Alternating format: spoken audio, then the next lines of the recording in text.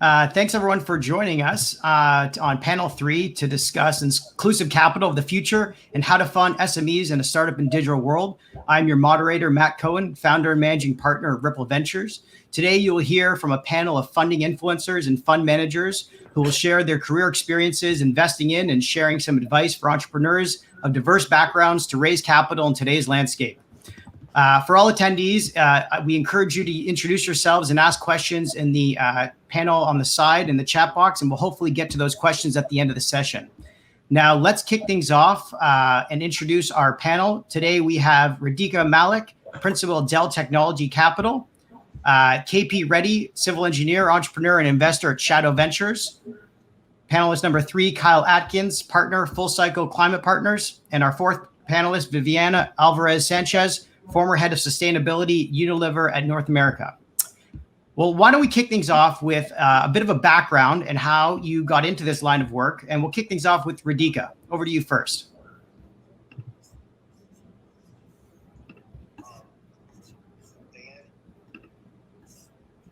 Hello. Hey, can you hear me? Yeah, go ahead. Hi, everyone. My name is Radico. I'm a principal at Dell Tech Capital, Dell's corporate venture arm. We're an independent group that invests on behalf of Dell Technologies, which includes Dell, EMC, VMware, and a bunch of other companies under the holding company. And we invest in early stage startups. A lot of our focus is on enterprise, as you can imagine, given Dell's presence in the enterprise world. A lot of it is on infrastructure. So I come from a pretty technical background. I was actually with Kyle, now I remember, at MIT many years ago. Good to see you again, Kyle. Good to see you again. Worked in a few different startups and large tech companies as an engineer and product manager, and then moved over to the venture investing side a few years ago. Prior to this, I was at Samsung's corporate venture team, and then I moved over to Dell a little over a few months ago. And I focus on all emerging technologies, all infrastructure, including anything from silicon semiconductors all the way up to databases, developer tools, and some select applications which are new applications that might be AI, ML enabled. So anything emerging technologies, it's the stuff that I get excited about. Great to meet everyone here and excited to be on the panel. Awesome. Thanks for joining us. And let's move over to KP. Hey there. KP Reddy, general partner, Shadow Ventures. A little bit about my background is I come from more of the entrepreneurial space, been writing code since I was 13. And got into venture after kind of a couple of exits and getting a bunch of corporates that I'd actually former customers said, hey, you'd be a good venture capitalist. We'd love to seed your fund. We focus on the built environment. So anything around developing, designing, constructing, and managing physical assets, buildings, bridges, et cetera, is kind of how I get to use my civil engineering degree that I haven't really actually used other than as a VC. So that's what we do. We focus on pre-seed and seed. Very rarely we will participate in an A, and I've never, as an entrepreneur, raised venture capital. So it's always an interesting dynamic. I tend to coach a lot of my startups away from VC because it's just it's not my natural motion. So anyway, it makes for interesting days. Awesome. Next, we'll have Kyle. Thanks, Matt. Yeah, so I got some nice tee up there between the MIT and the engineer who doesn't actually use their degree for their job. So I grew up in the Bay Area. Technology's been in my blood my entire life. I studied electrical engineering and computer science at MIT, but have been an investor for my entire career. So similar position to KP in that regards, at least. So where I'm at with Full Cycle today, I've backed a number of high growth technology companies throughout my career at a number of different firms and have always been passionate about solving big problems. And in my opinion, there's no bigger problem than climate today. And decided to dedicate kind of the next chapter of my career solely focused on that. So at Full Cycle Climate Partners, we're focused on identifying climate critical technologies that at full deployment have the potential to abate at least a gigaton of greenhouse gas emissions per annum at full deployment. And we're identifying at a commercial inflection point where they're looking for capital to accelerate for commercial deployment of their first large infrastructure projects. And so we're targeting this deployment gap in the market today, where we're kind of taking them from early stage venture capital to more late stage infrastructure and private equity here in the marketplace. Awesome. Thanks, Kyle. And last but not least, Viviana. Hi, good afternoon. So I'm a former Unilever person, 15 years in CPG. I'm currently on a sabbatical, but within the corporate world, I got involved in various projects related to sustainable development and our goals and commitments to SDGs. And two specific programs were about social distribution models in developing countries, and we're obviously raising capital internally and externally in order to address systemic changes and working with governments and developing agencies and different partners in order to, really achieve those targets was incredibly important. And quite recently here in North America, part of a very big project for circular economy on waste, on packaging waste.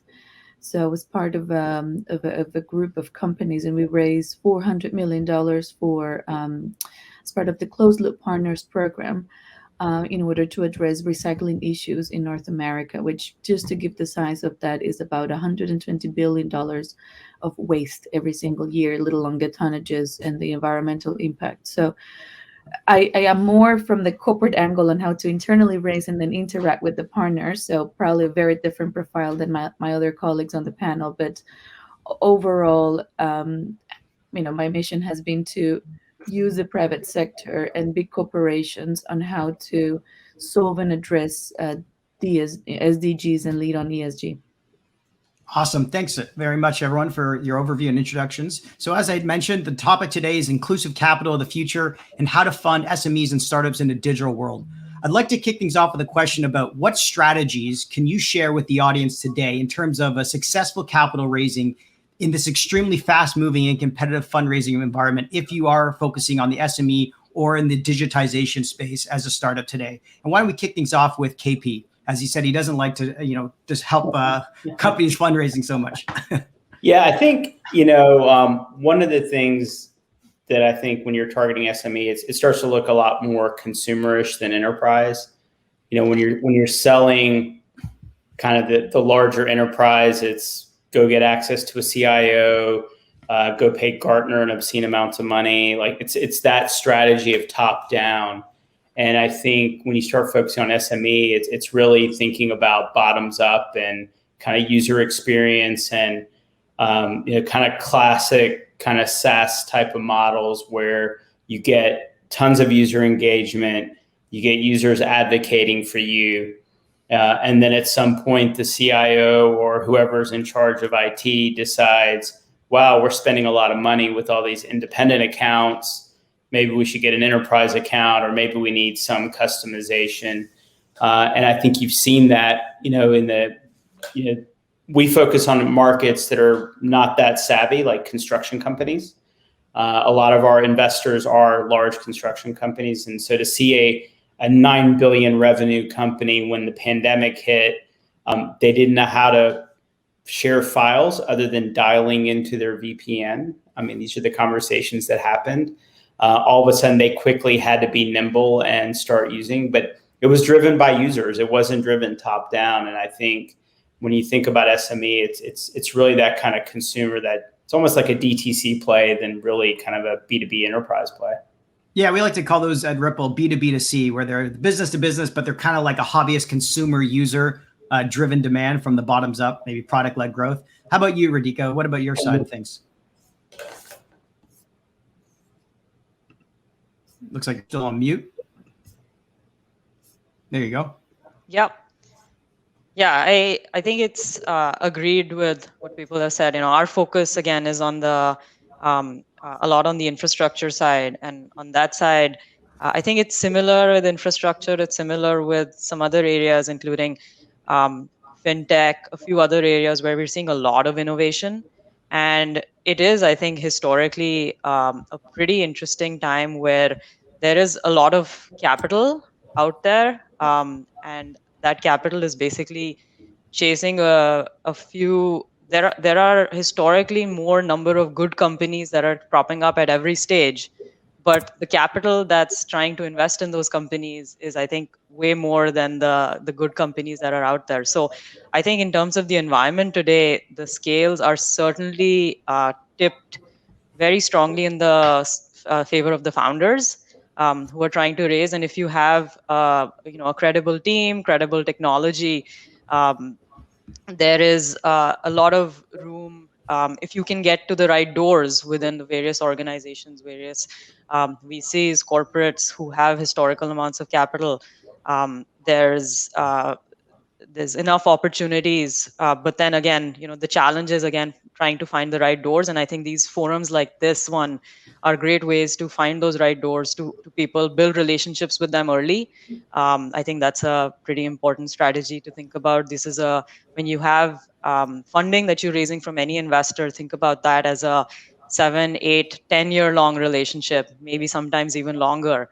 So you want to know their style, you want to get to know them early, and have a candid discussion about your business, about your technology, and what the potential market would be, as well as the product that you're trying to build. So I would say, again, good time to be fundraising, but focus a lot on the product, focus a lot on the first principles thinking, foundations of the business, and then try to find the right avenues, to find the right doors to have these conversations and build those relationships early.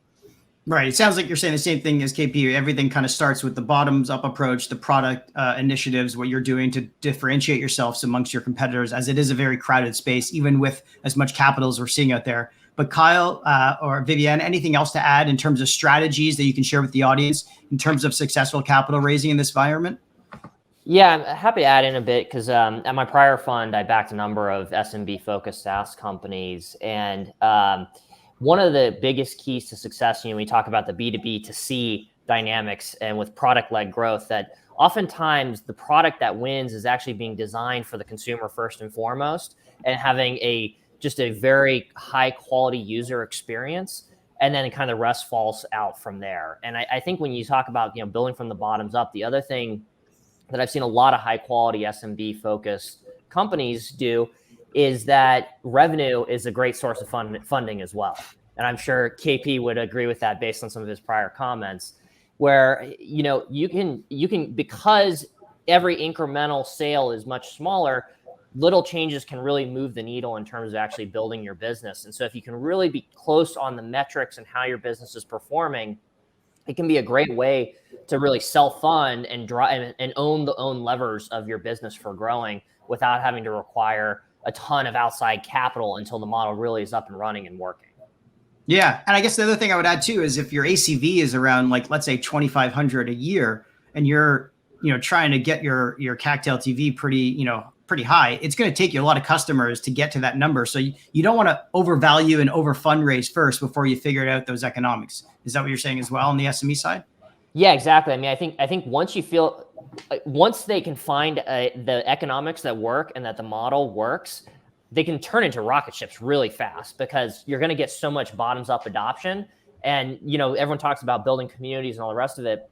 It becomes a natural community builder because people start raving about the product and all the rest of it. And then that's when you really want to raise a ton of money to then invest and scale out and make sure that you can capitalize on the momentum that you have behind that. But in the meantime, it's much easier to just pull in and make small dollar sales than trying to close a 250,000 ACV or $1 million plus ACV type of customer at the end of the day. And so it can be a much easier way to kind of make those incremental wins as you're getting along early on in the journey. Right.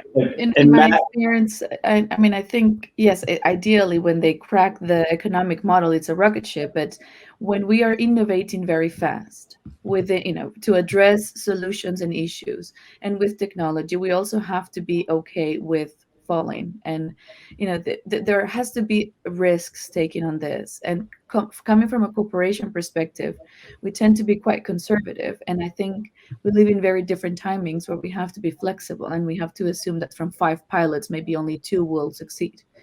And the economics of the model will have to come with longer returns of investments, especially if you're trying to address sustainability and environmental issues, because these business cases are bigger, they're longer, they require different stakeholder management. And it's not the classic, financial business case as a few years ago. And this is the type of conversations we're having now in the boardrooms. And it's one of my advices in terms of strategies is be very upfront on what is the risk of doing it. Sorry, of the risk and impact of not doing it, and what is the impact on the ESGs of those corporations you're trying to raise money from, because they're really seeking for this. I think there's so much opportunity on small organizations to come up with new technologies and solutions and the possibility to scale. Then along the way, you'll figure it out. And this is where you could, the speedboat takes from the big boat and it helps that organization growing. But there's a lot of growing pains. And I think the assumption that we're going to invest in all these wonderful small, medium companies and they're going to succeed is false, right? I mean, and there's a lot of now culture of being okay to fail. And that has to be part of the conversations to have when you're raising capital. And it's very uncomfortable because no one wants to hear this, right? You all just want to be numbers driven. But I think to address big problems, you need to think about systemic changes. And it's not so easy to come up with the economics of that at the beginning. It sounds like what you're saying there needs to be mission and risk alignment between the investors and the founders, which is really important for founders to hear about how they pitch it. But maybe take us into the boardroom a bit, Viviana, your time at Unilever and how they looked at investing in startups, which we knew were not financially motivated because it doesn't move the bottom line.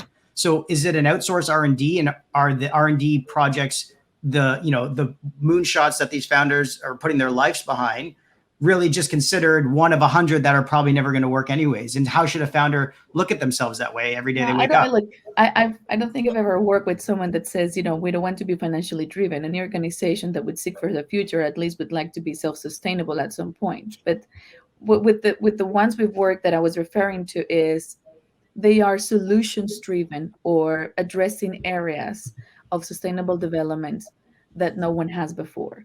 They don't have the expertise of business and economics. And this is where big companies come and support and say, okay, you have found a technology or you have found a solution in a very innovative way that we need for, let's say 80 of the countries that we operate. How do we get your small speedboat into something that is going to scale?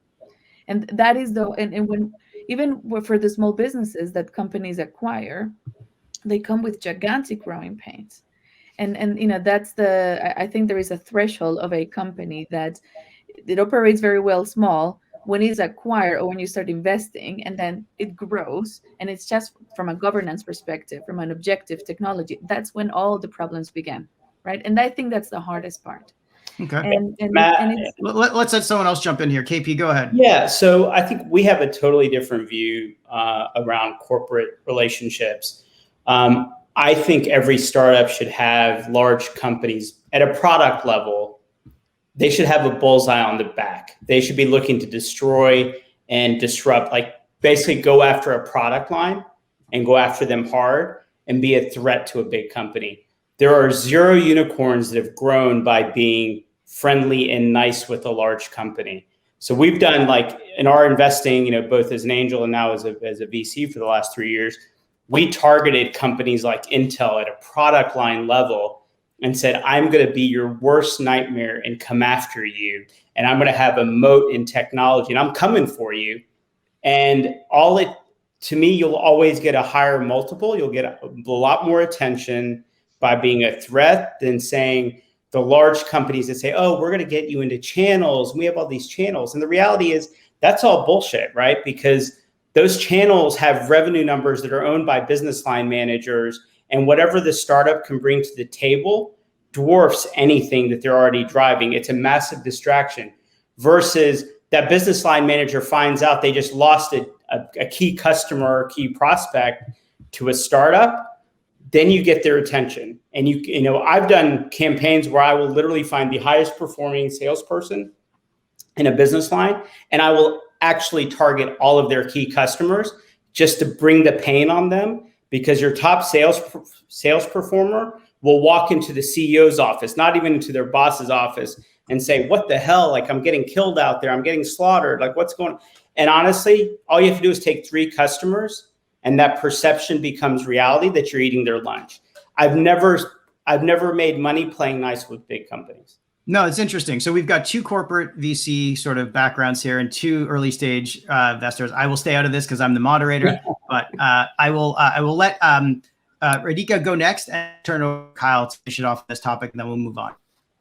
Yeah, I think one thing to remember, every corporate is also functioning pretty differently when it's thinking about venture capital investment, strategic investment. I've seen two of those flavors at Samsung. It was very squarely strategic investing. So if in KP's case, if there was a company that may be threatening my business, I may actually invest in them and be like, I want to be close to you, and that company may or may not take my money, but then it's up to them to decide. And in the Dell's case, we're completely an autonomous, financially driven venture fund backed by the corporate. So that sets an interesting dynamic as well, because we have invested in companies that may be potential competitors to one of our product lines as well, not with the intention of potentially acquiring them or anything, or being close to them, just because they would be great returns.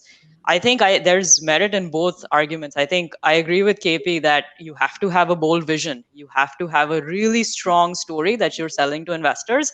And the best way to show that your TAM is huge is by, as he said, targeting a particular company. Like, we've invested in companies that want to go head to head with NVIDIA. And they're like, look at NVIDIA's market cap, look at the business they have. But you can't do it alone. So why they took investment from us, from Samsung, from others, is because you need an ecosystem of other corporates who can help out and give you the channels, give you the other adjacent technologies. It's really hard to do, especially in deep tech, really hard to do this by yourself if you don't have the right ecosystem around you to support you. And you can choose to take that strategic money, or you can try to do it yourself.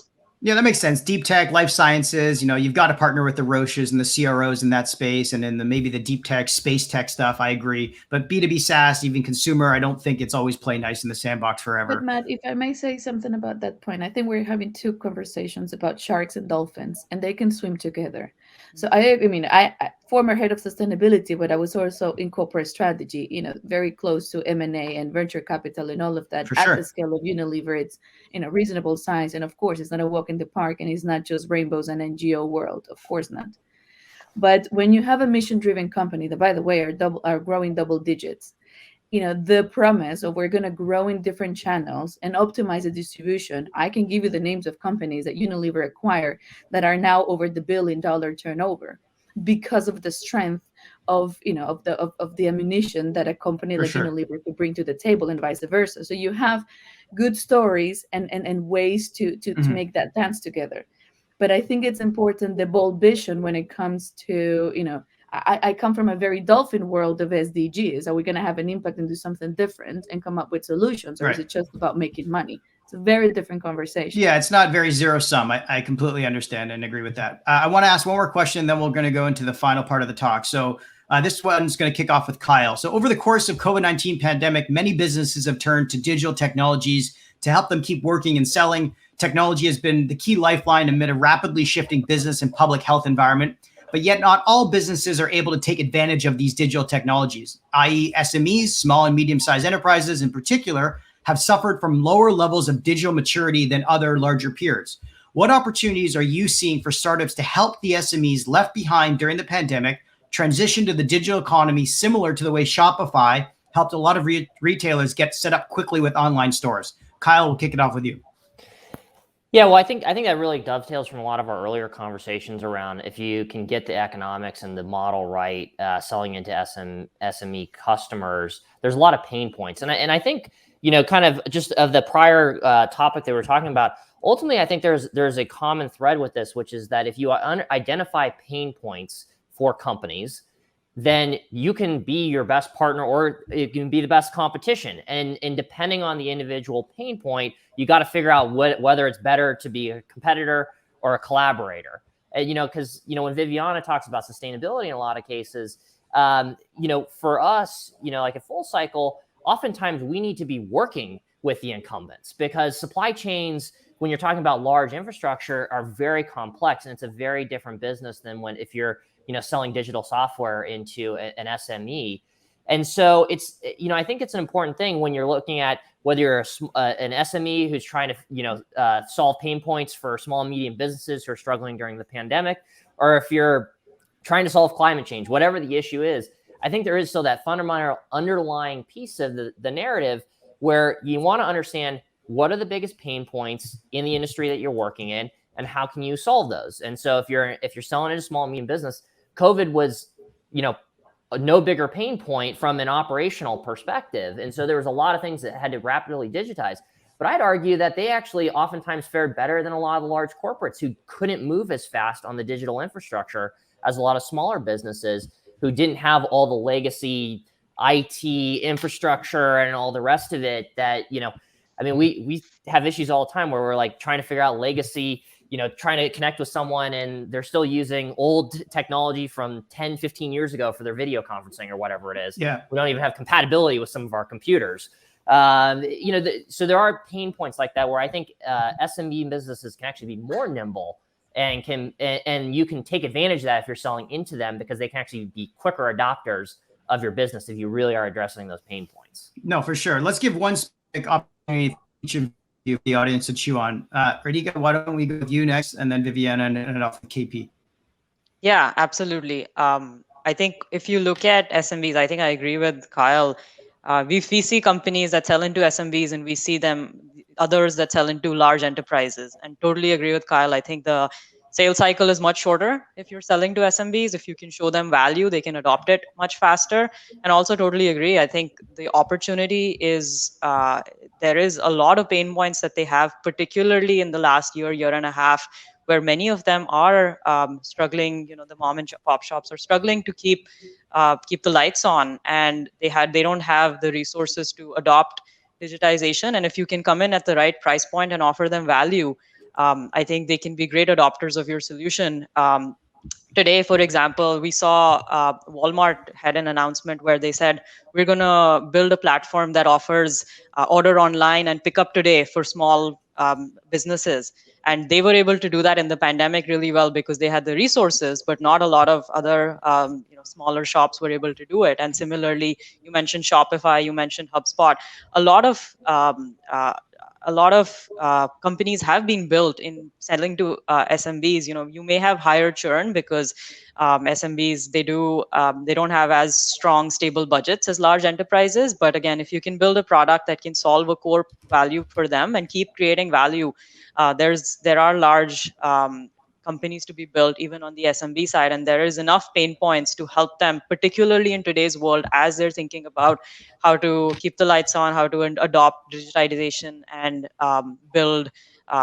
continue to build their business and go forward. Yeah, two examples I remember during the pandemic that stood out to me were Slice app, the pizza delivery app that raised $40 million, helping small mom and pop pizza shops get their product out the door faster and easier, and Squire, which was the barbershop app for people who were running barbershops during the pandemic. So very specific niche focused products that were bottoms up led product growth. So they succeed as well. Viviana, over to you. Any opportunities you're specifically excited about? People, I think Kyle mentioned something about legacy system, and people, unfortunately, either they adapt to survive, kind of a Darwin era, or they don't. And I think that the small companies have this, pool of talent that is very refreshing for big organizations. So it's not to be underestimated, that culture and that drive of unlearn and relearn and so on, because things are happening incredibly fast. So I think it was for those that were uncomfortable with new technologies and with changes, this was an acid test, and that it's a big wake-up call for a lot of HR departments and a lot of the merge of the culture of these organizations. Awesome. And lastly, KP. Yeah, I think if you look at the DoorDash and all those models, right, we think there's like a first wave, second wave. So the first wave is an SMB does not have the resources or the experience to figure it out. So they go with the provider that is low friction, holds their hand, all those things. And then they realize like, wow, I'm paying them 30%. But now that they understand the natural motion of the operations, logistics, all of that, now they're starting to look at a low cost solution. So if you look at everybody that's been successful using DoorDash during, as a restaurateur or whatever during the pandemic, they've also given up 30% in some cases of revenue. And they're like, hey, I really like the revenue. I just don't like giving up 30%.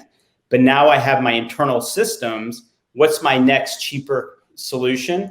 And also, how do I do something branded? I don't want to promote DoorDash. I want to promote my own brand. So I think the first wave of low friction opportunities is kind of already out there. I think there's a massive second wave of opportunities where the SMBs have learned the expensive way with another provider. So we're tracking some of the second wave opportunities.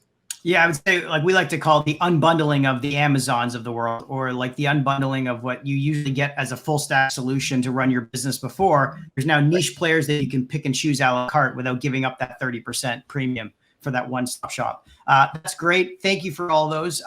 Before we finish things off, I'd like to go around the team and just get everyone to share something that you are working on as an initiative or a program at your institution that is doing something to empower women and diverse entrepreneurs, and where people can reach out to you to get in touch to maybe take things further. So why don't we kick things off with you, Viviana? Thank you. I'm currently on a sabbatical, but those who are interested in waste, I would encourage you to take a look of the US plastic project, which it's a gigantic circular economy, which it's going on in the US, and also social distribution models in developing countries, where there is an uplift in livelihoods for women, and it helps to distribute products that do not reach the last mile. And there's been a lot of cracking models in order to get this. But it's a gigantic opportunity, and it's the basis of microfinance. But lots of companies are trying to do it. But I think the crowd models are the ones that are working. Thank you. Kyle, quick 30 seconds overview on what you're working on and where people can reach you. Yeah, I think the most important things is is practice what you preach. And so between term sheets, diligence, boards, all the rest of it, we embed initiatives into all those practices. So on our term sheets, we specifically say that we require companies to adopt certain policies around diversity, equity, and inclusion, and justice, and obviously climate is a big one for us. We'll actively look at board dynamics, and we'll require you need to achieve a certain level of diversity on your boards if they don't have it already. And also when it comes to finding opportunities, for us, climate is a global problem with a global set of entrepreneurs who are working on technology solutions for it. And so we are very purposeful about where are we finding our opportunities. It's not just going to come out of the MITs and Stanfords of the world. Those are great sources, but there are also a lot of other great sources globally with people who are working with compelling technology that can solve these big problems. So we're very purposeful about where are we at, actually measuring and managing kind of the metrics against these things to make sure that we're actually, like I said, practicing what we preach at the end of the day. That's awesome. Over to you, Eka. Yeah, for me, I think top of mind for several years, even now, has been about how to increase diversity, both for founders as well as now in the investment community. Several members of our team, including myself, we've been pretty actively involved with organizations that are doing great work, like Girls Who Code, Women Who Code. Now there's an organization called All Raise that helps increase diversity for both founders and funders. And I think we're hoping, at least I'm hoping, to continue spending my time with these organizations, as are several other members of my team.